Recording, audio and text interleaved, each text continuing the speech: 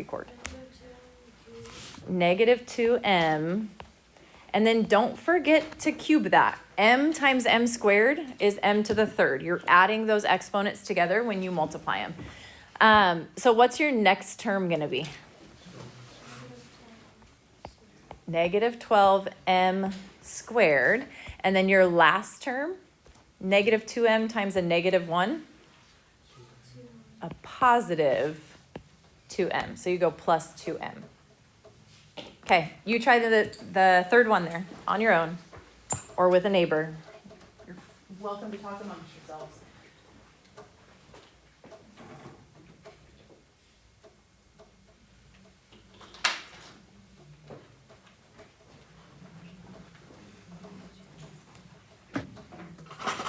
I don't remember, and I got my... Okay, so what did you get for that third one?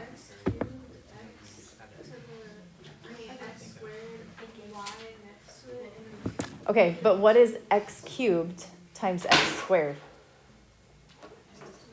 X to the fifth. So this should be 4, right? We're taking this times this. So x to the third times x squared is x to the fifth. You add those together, and then you still have a y. Okay. What'd you get next? Yes. Okay, so now we took this and we multiplied it by a negative 2y, so a negative 8. X to the third stays put. Y times y is y squared.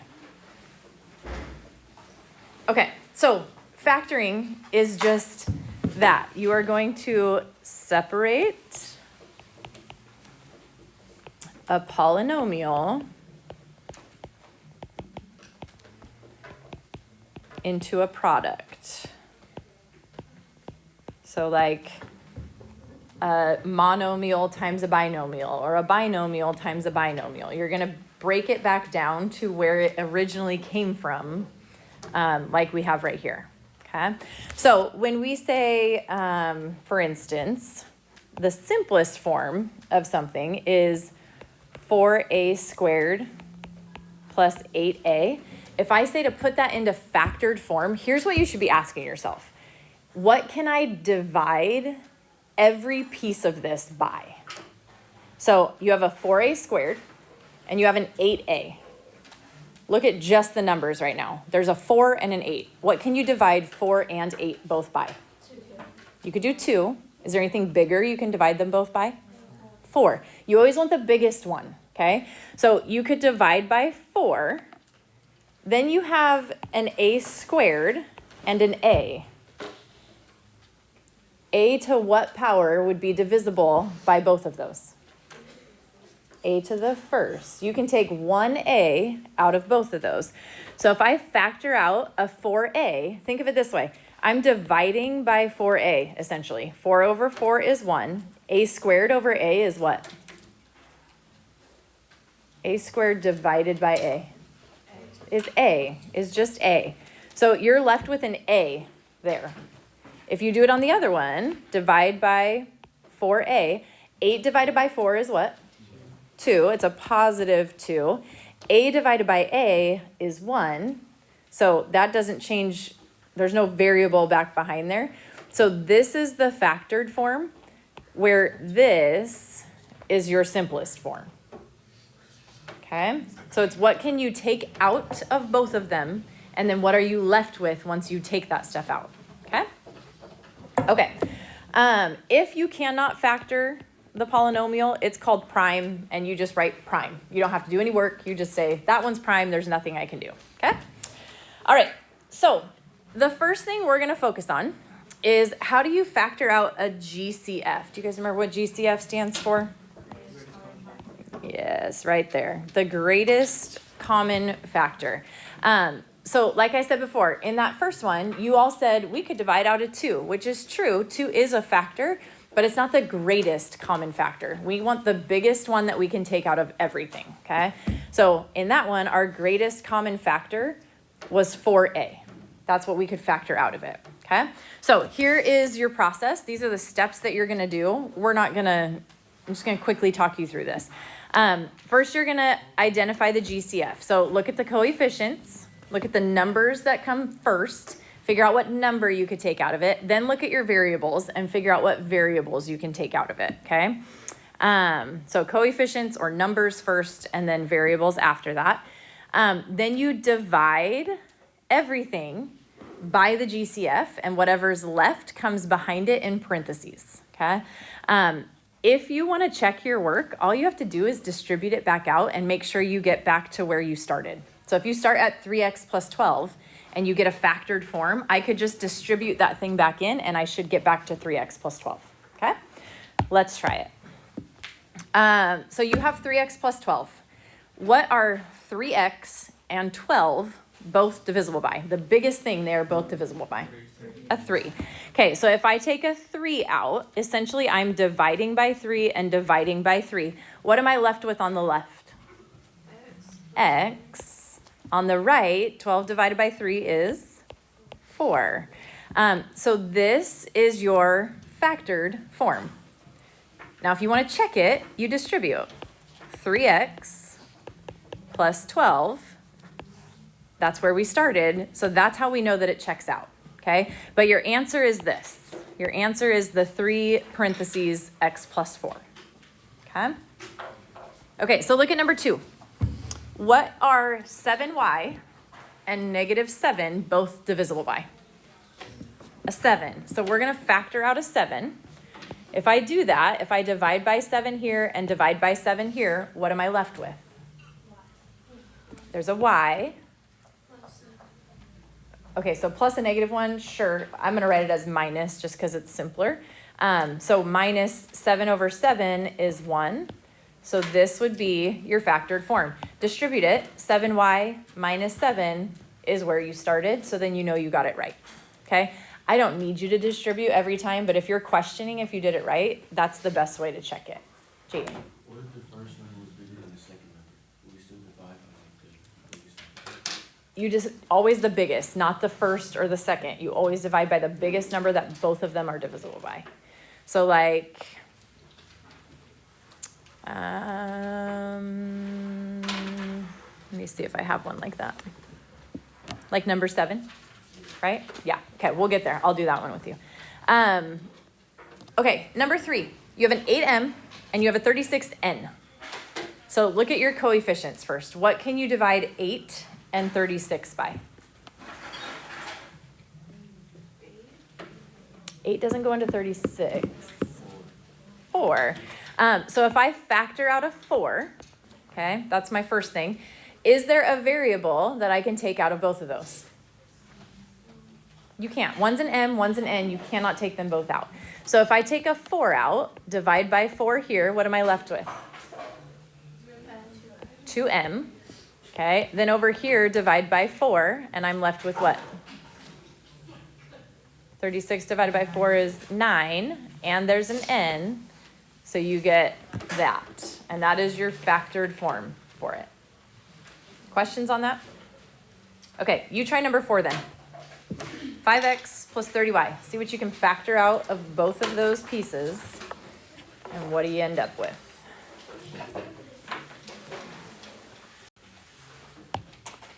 What are 4y squared and negative 24y both divisible by? A 4. And a y, okay? So if I factor out a 4 and a y, if I divide by 4y here, what's 4y squared divided by 4y? Y. Just a y. There's a y left there. This is going to be minus because this is minus. If I divide by 4y here, what do I get? 6. So you're done. And again, if you distribute it, it ends up looking just like what it started as. That's how you know you did it right. Okay? Okay, number 7. So this is the one Jaden was asking about. If that first number is bigger than the second number, you're still looking for what can you factor out of both? What's the biggest number that you can factor out of both?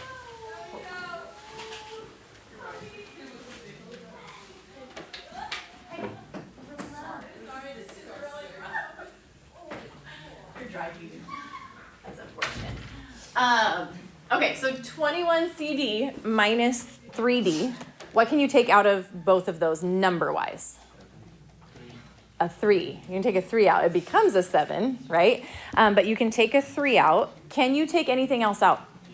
A D. There's a D in both, okay? So take out a 3D. If you divide by 3D here, what do you get? 7C. Don't forget about that C. D divided by D is 1, but you still have that C there. And then if you divide this by 3D, what do you get? There's one on your quiz like this. Actually, there's 2 on your quiz like this. 3D divided by 3D is 1. So don't just leave it as nothing. When you divide something by itself, it's 1. Okay?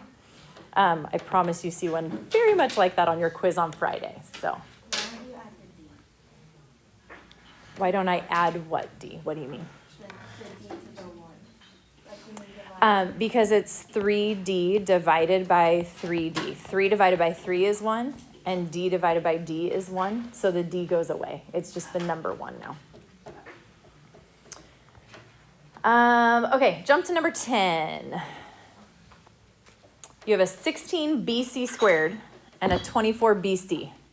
What number are both of those divisible by?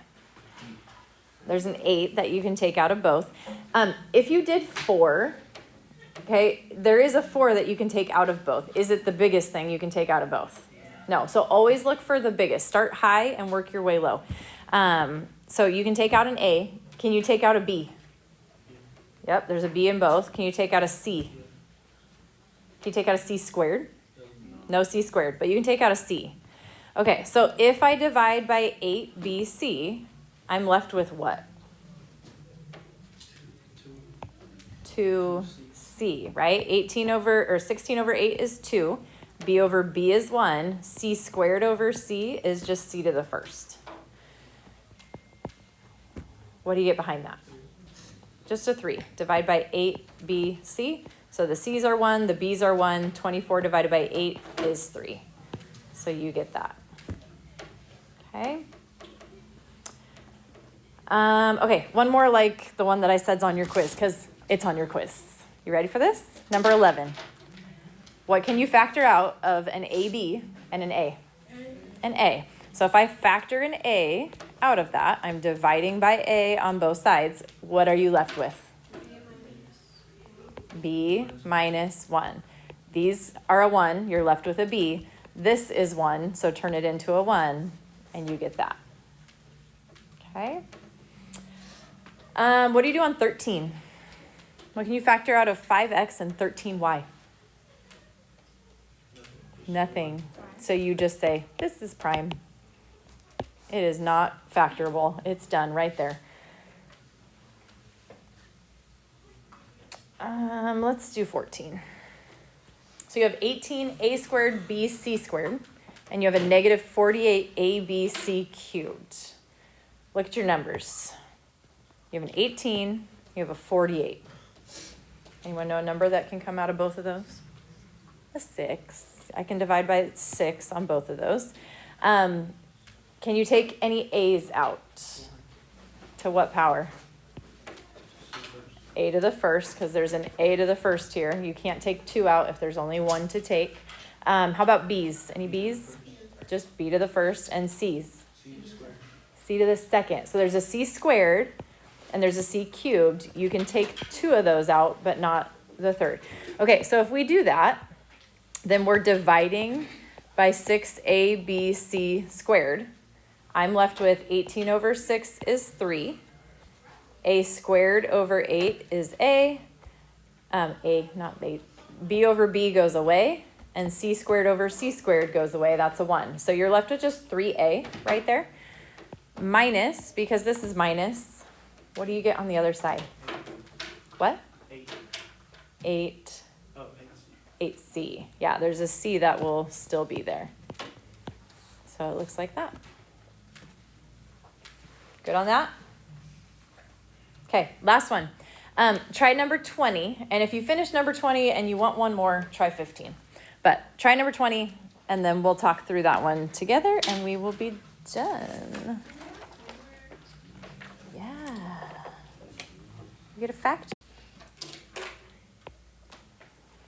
How about variables? Can you take out any x's? Are you sure?